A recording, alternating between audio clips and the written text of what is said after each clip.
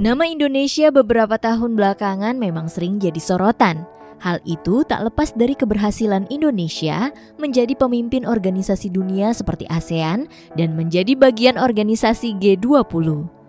Keberhasilan Presiden Jokowi dalam menggalakkan pembangunan infrastruktur secara merata juga jadi alasan kenapa beberapa waktu ini banyak politikus Malaysia melemparkan pujian kepada Indonesia. Salah satunya Mahfuz Omar yang menyebut saat ini Indonesia sudah berada di atas Malaysia karena publik Indonesia menurutnya tidak diam dan getol mengkritik kebijakan pemerintah yang salah. Dulu kerap dicap sebagai negara miskin, hingga kini buat bungkam rakyat Malaysia. Berikut 7 perbandingan ekonomi, militer, hingga infrastruktur Indonesia versus Malaysia. Mari simak videonya.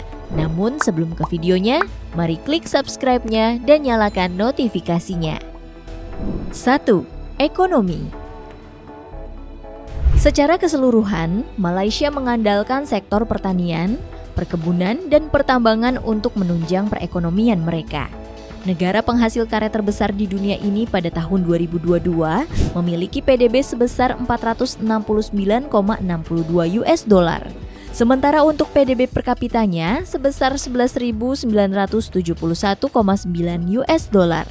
Hal tersebut memang tidak terlalu istimewa, mengingat jumlah penduduk Malaysia hanya sekitar 32,7 juta jiwa. Sementara itu, Indonesia juga hampir sama dengan Malaysia.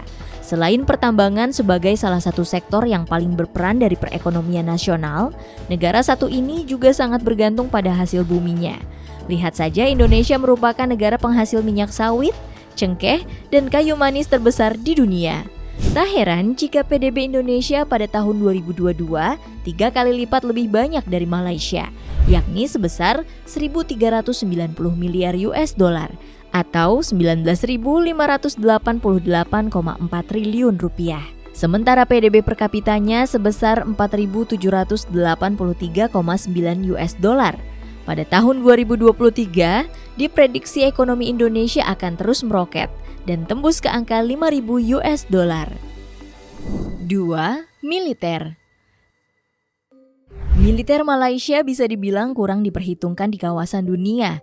Dari situs Global Firepower, Malaysia hanya menempati urutan ke-41 dunia dengan indeks 0,6189.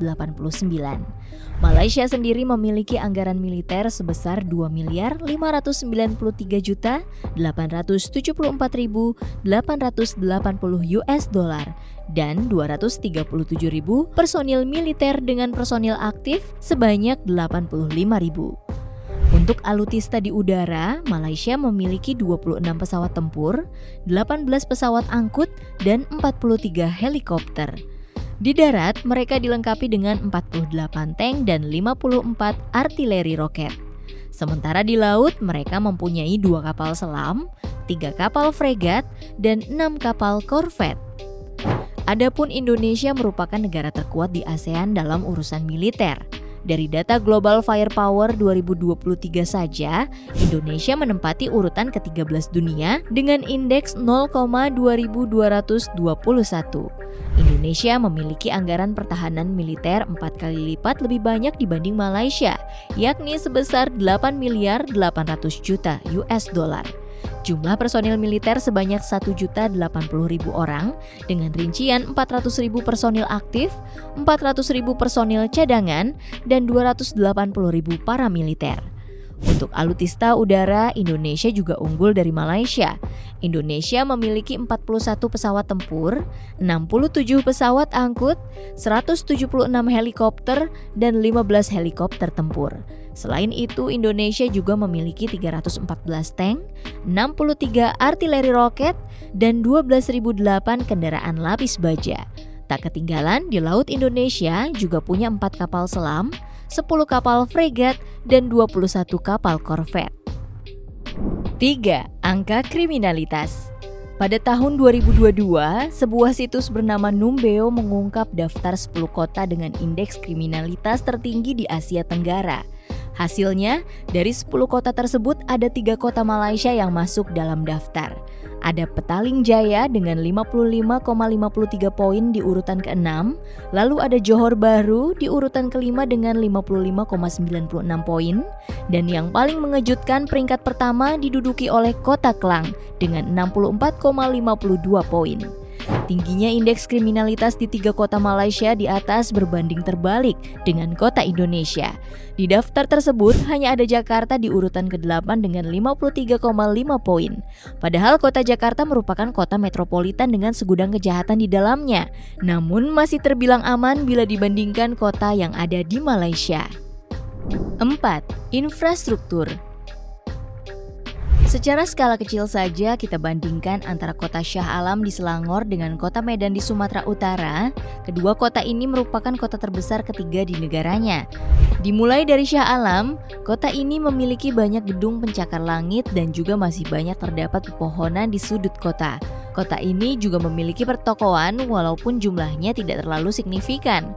Sementara untuk fasilitas seperti Bandara Sultan Abdul Aziz Shah Subang, dari depan tampilan bandara ini terlihat biasa-biasa saja. Meskipun demikian, di bagian dalamnya terlihat cantik dengan interior serta berbagai fasilitas lainnya. Sementara Medan memiliki gedung pencakar langit yang juga banyak namun masih kalah sedikit dibandingkan Shah Alam. Bedanya, kota Medan terasa lebih hidup karena banyak pertokoan di sepanjang jalan perkotaan. Untuk bandara, kita ambil contoh Bandara Kuala Namu Medan. Dari luar saja sudah terlihat tampilan elegan dari bandara ini. Masuk ke bagian dalam, penumpang juga akan dibuat takjub dengan kemegahan interiornya. Tak lupa, bandara ini juga memiliki kereta sebagai sarana transportasi. Hebatnya Medan merupakan kota yang berada jauh dari ibu kota Jakarta, sementara Shah Alam berada sangat dekat dengan Kuala Lumpur sebagai ibu kota Malaysia. 5. Bahasa. Malaysia sedari dulu memang syarat dengan bahasa Melayu. Namun makin kesini orang Malaysia baik pribumi hingga etnis pendatang seperti Tionghoa dan India mulai mengedepankan bahasa Inggris. Tak hanya itu, baru-baru ini heboh cuitan akun Twitter @hanif_af. Ia membagikan keluh kesah orang tua di Malaysia tentang anak-anaknya yang lebih suka menggunakan bahasa Indonesia. Dengan kata lain, bahasa Melayu mulai hilang dan ini merupakan hal yang sangat mengkhawatirkan, mengingat bahasa merupakan identitas suatu negara. Berbeda 180 derajat dengan Indonesia. Memang untuk kualitas bahasa Inggris, warganya masih di bawah Malaysia. Tapi justru itulah keunggulannya. Bahasa Indonesia sebagai bahasa nasional tidak tergerus dengan perkembangan zaman. Di satu sisi banyak orang hingga pejabat Malaysia iri dengan orang Indonesia yang masih memegang teguh bahasa Indonesia dalam kehidupan sehari-hari. Menariknya lagi, bahasa Indonesia digadang-gadang akan jadi bahasa resmi ASEAN dalam beberapa tahun ke depan. 6. Kondisi sosial.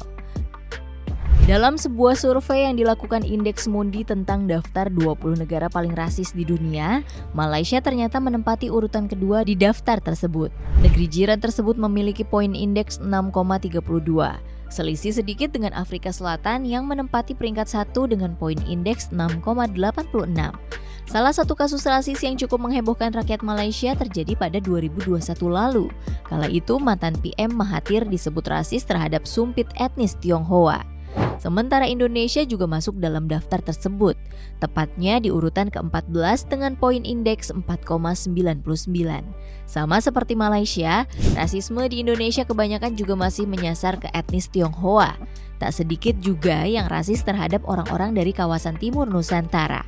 Contohnya saja di industri hiburan jarang terlihat aktris atau aktor di kawasan timur Indonesia menunjukkan rasisme di Indonesia masih ada, walaupun tidak se-ekstrim negara tetangga. 7. Pengaruh di dunia. Dari segi perpolitikan internasional, Indonesia jelas lebih unggul dari Malaysia. Di regional Asia Tenggara, Indonesia lah yang dianggap sebagai pemimpin utamanya. Hal itu tak lepas dari status Indonesia sebagai negara besar yang tengah bergerak menjadi negara maju. Tak sampai di situ, di organisasi negara Islam, Indonesia juga punya reputasi yang mentereng. Selain itu, Indonesia juga menjabat sebagai Dewan Ekonomi dan Sosial PBB atau ECOSOC pada periode 2021 sampai 2023 bersama Jepang dan Kepulauan Solomon sebagai perwakilan dari kelompok Asia Pasifik. Yang lebih membanggakan, Indonesia baru-baru ini menjadi satu-satunya negara ASEAN yang bisa masuk ke organisasi G20. Sebuah organisasi elit di dunia yang hanya diisi oleh negara-negara maju dan negara ekonomi terbesar di dunia. Tak bisa disangkal sejak era pemerintahan Presiden Jokowi, Indonesia berada di atas Malaysia, terutama dari segi pembangunan infrastruktur. Kira-kira bagaimana menurut kalian guys? Jangan lupa tulis di kolom komentar and see you next video. Bye-bye!